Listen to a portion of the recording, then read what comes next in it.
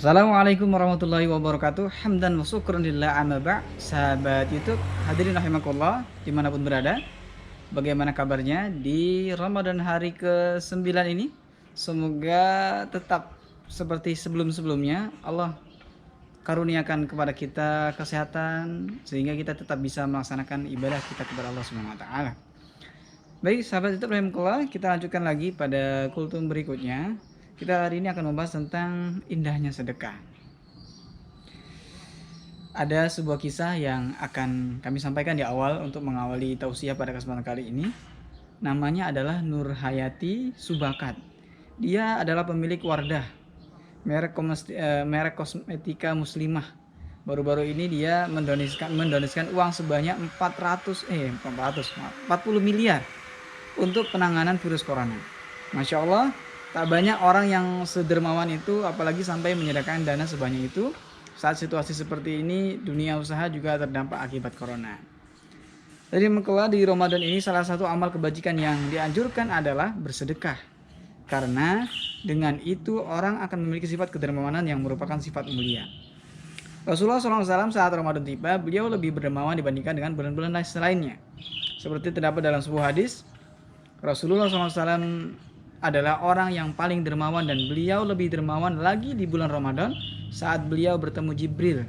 Jibril menemuinya setiap malam untuk mengajarkannya Al-Quran, dan kedermawanannya Rasulullah SAW melebihi angin yang berhembus. Hadis riwayat Bukhari.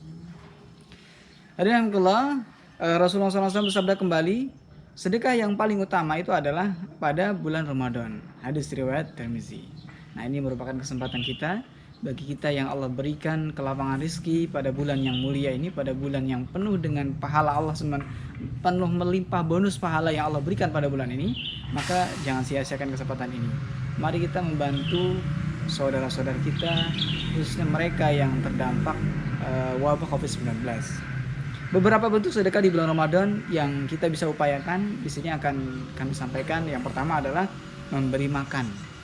Ini didasarkan oleh firman Allah SWT, Quran surat Al-Insan ayat 8. A'udzubillahi minasyaitonirrajim. Wa yut'imuna at'am 'ala hubbihi miskina wa yatima wa asira. Dan mereka memberikan makanan yang disukainya kepada orang miskin, anak yatim, dan orang yang ditawan. Rasulullah SAW bersabda, siapa saja di antara orang mukmin yang memberi makan saudaranya sesama mukmin yang lapar, maka niscaya Allah akan memberinya buah-buahan surga. Siapa saja di antara orang mukmin yang memberi minum saudaranya sama mukmin yang dahaga, niscaya Allah akan memberinya minuman Rahiqul Makhtum. Hadis riwayat At-Tirmizi dengan sanad hasan.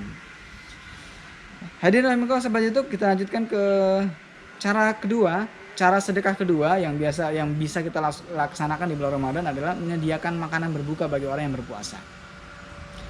Rasulullah SAW bersabda, barang siapa menyediakan makanan berbuka bagi orang yang berpuasa, itu maka ia akan mendapatkan pahala seperti orang yang berpuasa tanpa mengurangi pahala orang yang berpuasa itu sedikit pun.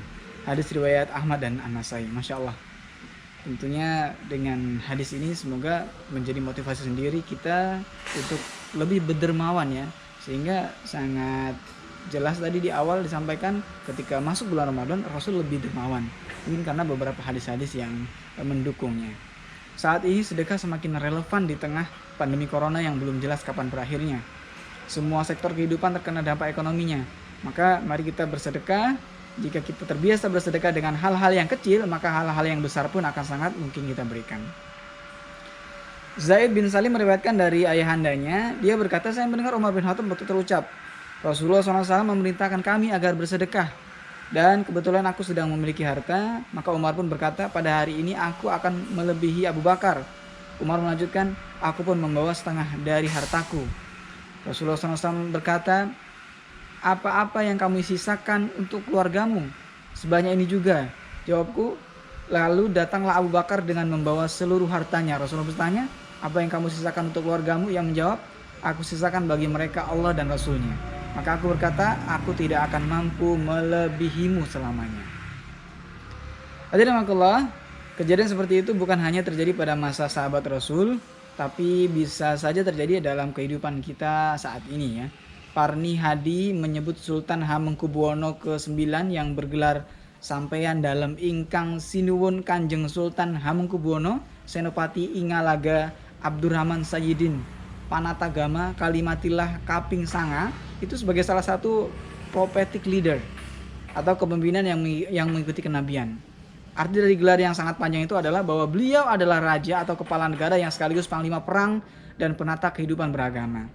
Sejarah mencatat jiwa kerelawanan dan kedermawanannya khususnya menjelang dan di awal kemerdekaan Republik Indonesia itu beliau mengikhlaskan kekuasaan kerajaannya untuk bergabung dengan Republik Indonesia.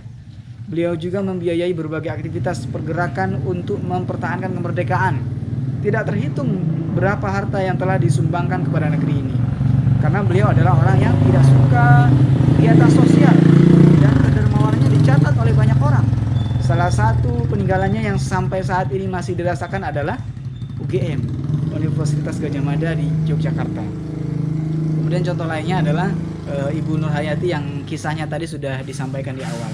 Semoga Allah SWT berikan kemudahan rezeki kepada kita dan semoga Allah mudahkan kita untuk bisa bersedekah khususnya di bulan Ramadan. Demikian sahabat YouTube, semoga bermanfaat. Assalamualaikum warahmatullahi wabarakatuh.